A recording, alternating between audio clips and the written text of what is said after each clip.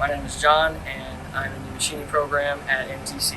I heard about this school up in Newport Richey. We actually ended up moving down to Bradenton during my 10th grade summer. So then when we came here, my mom found this college and put me in the electrical and instrumentation program because that's what I really liked.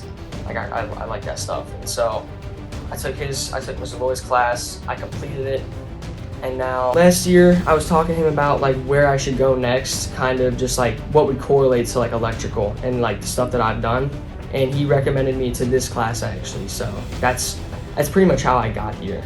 I'm a senior, so I still have to go home and I have to do online school and whatnot, but I'm here pretty much the entire day, which is awesome. I love this class. I love this school in general. Better than being at high school all day, right?